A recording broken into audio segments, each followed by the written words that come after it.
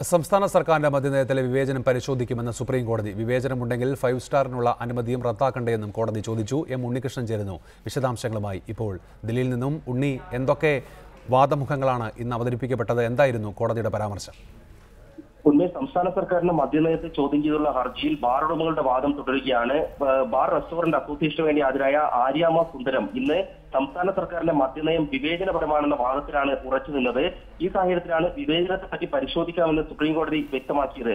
5 star ബാറുകൾക്ക് licence അനുവദിച്ചത് വിവേചനം ഉണ്ടാക്കുന്നുവെങ്കിൽ അതുകൂടി എടുത്തു കളയുകയല്ല വേണ്ടത്.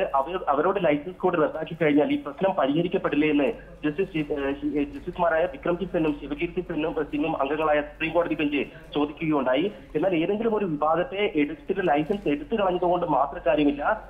അത് അവർക്ക് ലൈസൻസ് നൽകിയത് പരിഗണിച്ചുകൊണ്ട് തങ്ങൾക്ക് കൂടി ലൈസൻസ് നൽകുകയാണ് വേണ്ടതെന്ന വാദമാണ് ബാർ ഉടമകൾ മുന്നോട്ട് വെച്ചത്. എന്നാൽ സുപ്രീം കോടതി ഒരു കാര്യം വളരെ വ്യക്തമായി പറഞ്ഞു. പുതിയ ആൾക്കാർക്ക് ലൈസൻസ് നൽകുന്നതുമായി ബന്ധപ്പെട്ട് ഒരു തരത്തിലും ആ വിഷയം ഉന്നയിക്കുന്നില്ല.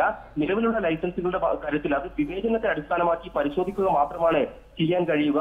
5 സ്റ്റാർ ബാറുകളിൽ അത് കൂടുതൽ പണമുള്ളവർക്ക് മാത്രമല്ലേ അവിടെ പോയി മദ്യപിക്കാൻ കഴിയുന്ന ഒരു സാഹചര്യം ഉണ്ടാകൂ എന്ന ചോദ്യം കൂടി കോടതിയുടെ ഭാഗത്തു നിന്നും ഉണ്ടായിട്ടുണ്ട്.